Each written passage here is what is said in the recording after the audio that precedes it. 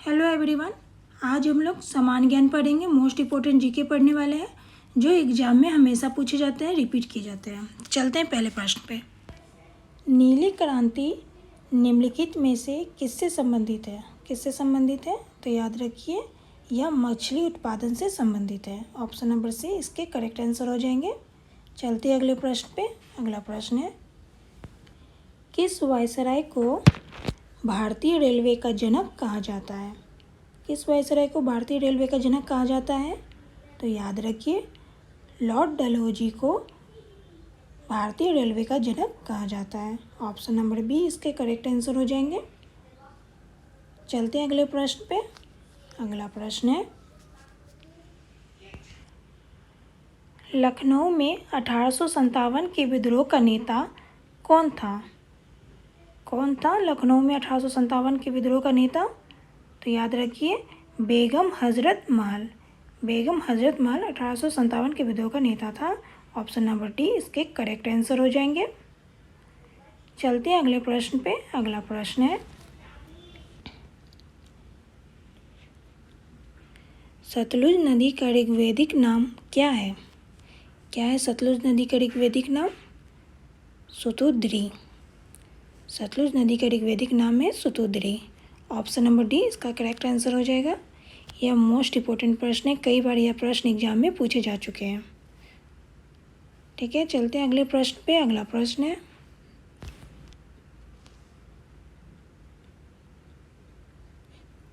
किस भारतीय राज्य की सबसे लंबी तटरेखा है? किस राज्य की सबसे लंबी तटरेखा है? तो गुजरात की सबसे लंबी तटरेखा है। ऑप्शन नंबर बी इसके करेक्ट आंसर हो जाएंगे। चलते हैं अगले प्रश्न पे। अगला प्रश्न है,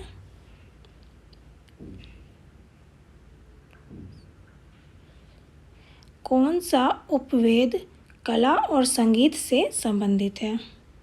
कौन सा उपवेद कला और संगीत से संबंधित है? तो याद रखिए गंधर्व वेद। गंधर्व वेद जो है वो कला और संगीत से संबंधित है। ऑप्शन नंबर सी इसके करेक्ट आंसर हो जाएंगे। चलते हैं अगले प्रश्न पे। अगला प्रश्न, भारतीय संविधान के किस संशोधन अधिनियम ने पंचायतों को शुरुआत की? तो इसका सही आंसर हो जाएंगे 73वां। ऑप्शन नंबर ए इसके करेक्ट आंसर हो जाएंगे। चलते हैं अगले प्रश्न पे। अगला प्रश्न है,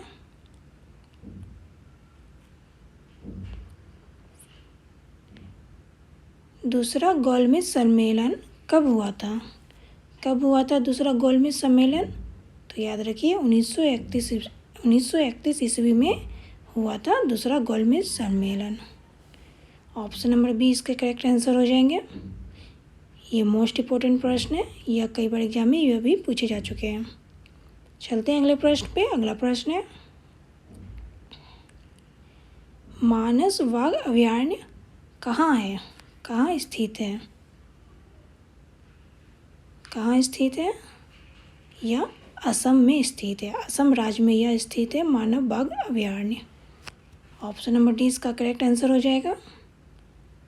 चलते हैं अगले प्रश्न पे। अगला प्रश्न है,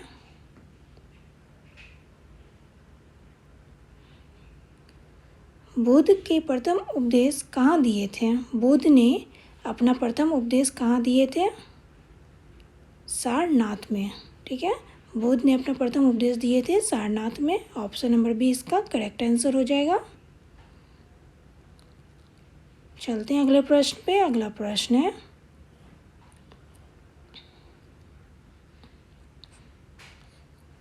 तीसरी बौद्ध सभा का आयोजन कहाँ किया गया था? कहाँ किया गया था तीसरी बौद्ध सभा का आयोजन? तो पाटलिपुत्र में किया गया था। तीसरी बौद्ध सभा का आयोजन किया गया था पाटलिपुत्र में। यह मोस्ट इम्पोर्टेंट प्रश्न है, यह भी प्रश्न बहुत बार पूछे जा चुके हैं एग्जाम में। ठीक है, तो इसको याद रख लीजिए। ऑप्शन नंबर सी इसका करेक्ट आंसर हो जाएगा। चलते हैं अगले प्रश्न पे। अगला प्रश्न है, संविधान सभा का गठन कब हुआ था? कब हुआ था संविधान सभा का गठन? तो 1946 ईस्वी में। ऑप्शन नंबर ए इसके करेक्ट आंसर हो जाएंगे। चलते हैं अगले प्रश्न पे। अगला प्रश्न है,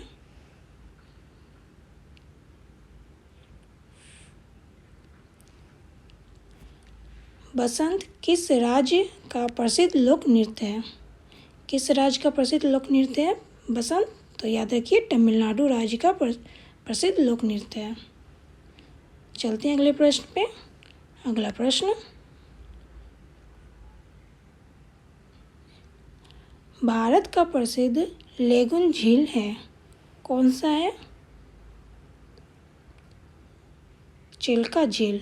ठीक है, ऑप्शन नंबर बी इसका करेक्ट आंसर हो जाएगा। चलते हैं अगले प्रश्न पे। अगला प्रश्न है,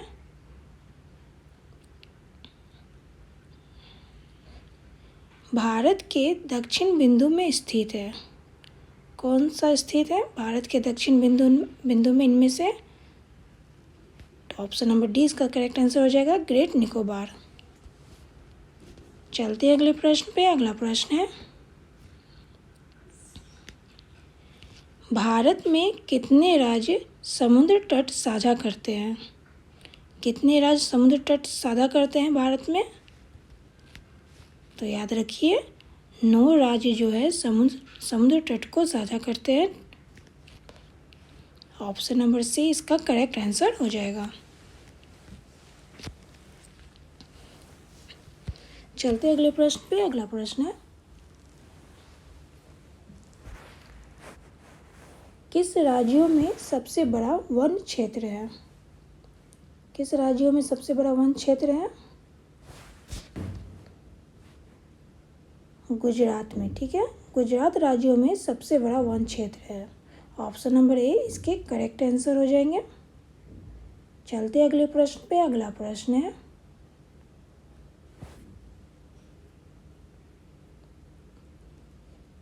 किस नदी को वृद्धगंगा के नाम से जाना जाता है?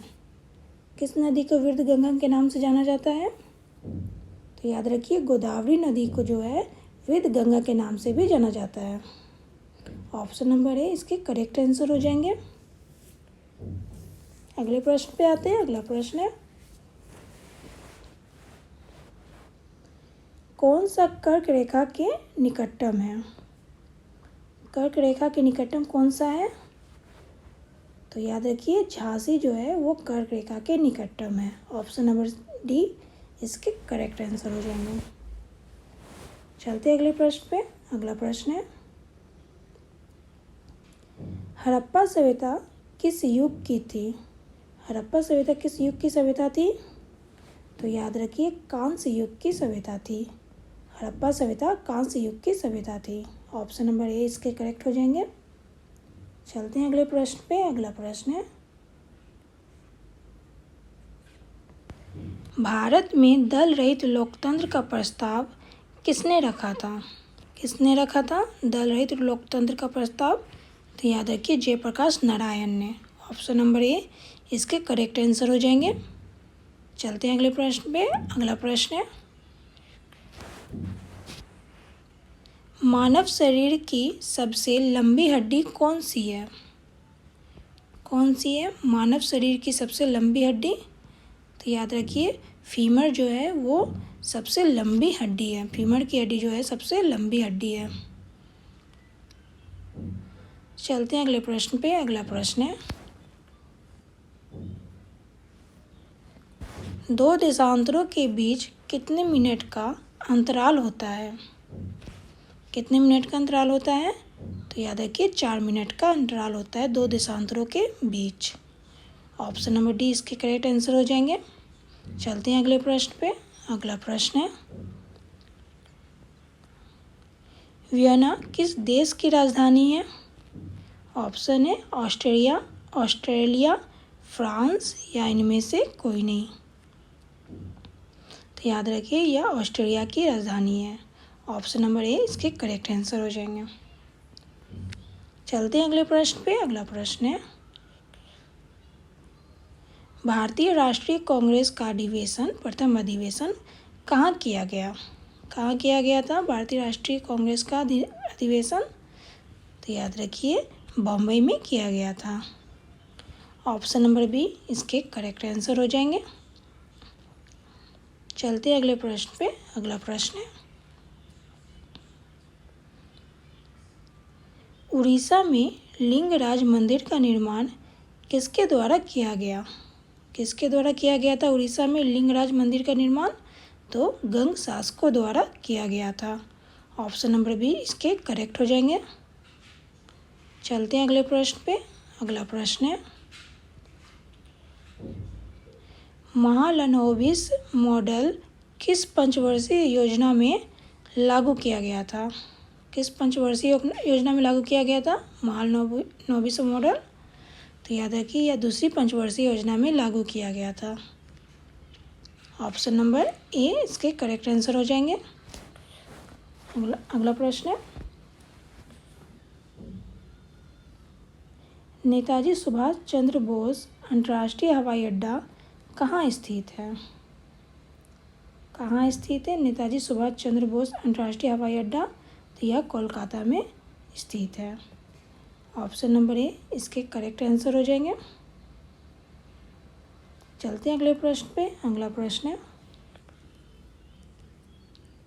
चित्तरंजन दास किस व्यक्तित्व की राजनीतिक गुरु थे? तो याद रखिए सुभाष चंद्र बोस के जो राजनीतिक गुरु थे Chittaranjan Das. Option number A इसके करेक्ट आंसर हो जाएंगे। चलते हैं अगले प्रश्न पे। अगला प्रश्न है, इंडिया विंस फ्रीडम के लेखक कौन है? कौन है इंडिया विंस फ्रीडम के लेखक? तो याद रखिए मौलाना आज़ाद। मौलाना आज़ाद है इंडियन विंस फ्रीडम के लेखक। ऑप्शन नंबर डी इसके करेक्ट आंसर हो जाएंगे। चलते हैं अगले प्रश्न पे। अगला प्रश्न है,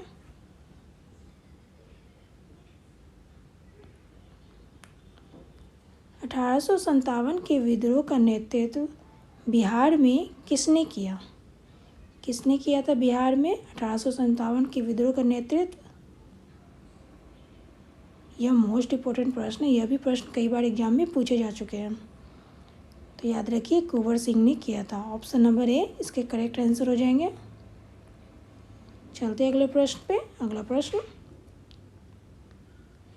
सरदार सरोवर बांध कहाँ स्थित है? कहाँ स्थित है सरदार सरोवर बांध? तो याद रखिए यह गुजरात में स्थित है। ऑप्शन नंबर ए इसके करेक्ट आंसर हो जाएंगे। सरदार सरोवर बांध गुजरात राज्य में स्थित है। चलते अगले प्रश्न पे। अगला प्रश्न है, रंजीत सागर बांध कहाँ स्थित है? कहाँ स्थित है रंजीत सागर बांध? तो याद रखिए यह स्थित है पंजाब में। रंजीत सागर बांध स्थित है पंजाब में। ऑप्शन नंबर ए जो है इसके करेक्ट आंसर हो जाएंगे। यह भी मोस्ट इम्पोर्टेंट प्रश्न है। कई बार यह एग्जाम में पूछे जा चुके हैं। चलते हैं अगले प्रश्न पे। अगला प्रश्न है, भारतीय संविधान में समवर्ती सूची किस देश के संविधान से ली गई है? किस देश के संविधान से ली गई है समवर्ती सूची? तो याद रखिए यह ऑस्ट्रेलिया से ली गई है। ऑप्शन नंबर सी इसके करेक्ट आंसर हो जाएंगे। चलते हैं अगले प्रश्न पे। अगला प्रश्न है, सितार का जनक किसे माना जाता है? किसे माना जाता है सितार का जनक? तो याद रखिए अमीर खुसरो को माना जाता है सितार का जनक। ऑप्शन नंबर ए इसके करेक्ट आंसर हो जाएंगे। चलते हैं अगले प्रश्न पे। अगला प्रश्न है,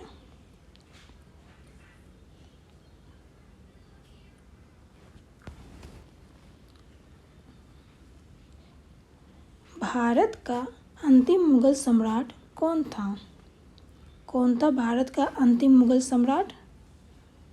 तो याद रखिए बहादुर शाह द्वितीय। बहादुर शाह द्वितीय जो था भारत का अंतिम मुगल सम्राट था। ऑप्शन नंबर ए इसके करेक्ट आंसर हो जाएंगे। चलते हैं अगले प्रश्न पे। अगला प्रश्न है,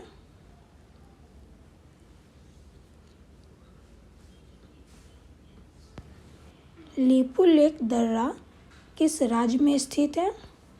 किस राज्य में स्थित है लिपुलेख दर्रा? तो याद रखिए यह उत्तराखंड में स्थित है लिपुलेख दर्रा। ठीक है, यह भी मोस्ट इम्पोर्टेंट प्रश्न है, जीके है। ऑप्शन नंबर ए इसके करेक्ट हो जाएंगे।